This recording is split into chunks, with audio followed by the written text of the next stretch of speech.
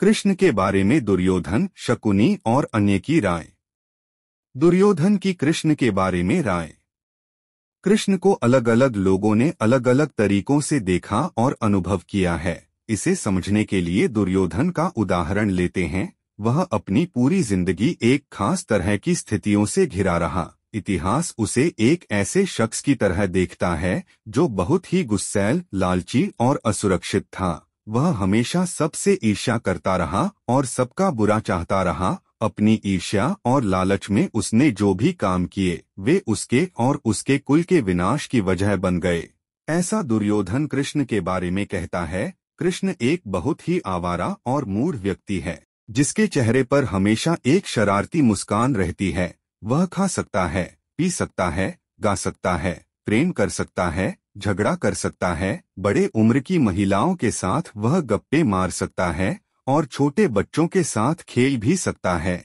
ऐसे में कौन कहता है कि वह ईश्वर है? शकुनी की कृष्ण के बारे में राय।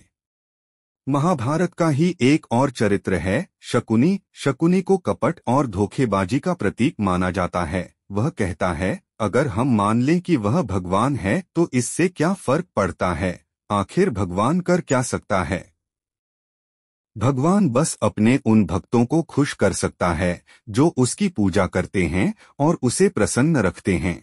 होने दो उसे भगवान, लेकिन मैं तो उसे बिल्कुल पसंद नहीं करता। जब आप किसी को बिल्कुल पसंद नहीं करते तब भी आपको उसकी प्रशंसा करनी चाहिए।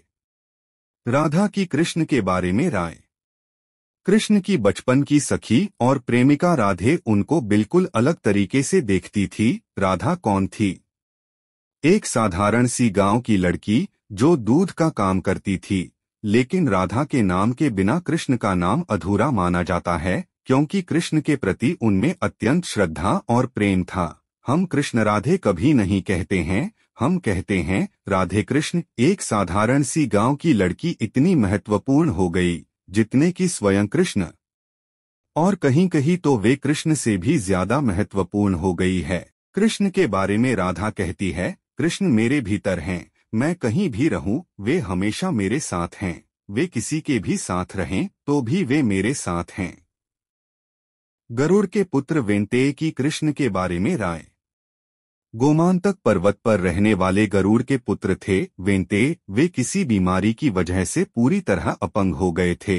जब वे कृष्ण से मिले तो उनकी बीमारी पूरी तरह ठीक हो गई और वे अपने दम पर चलने लगे। वे कहते हैं, मेरे लिए तो कृष्ण भगवान हैं।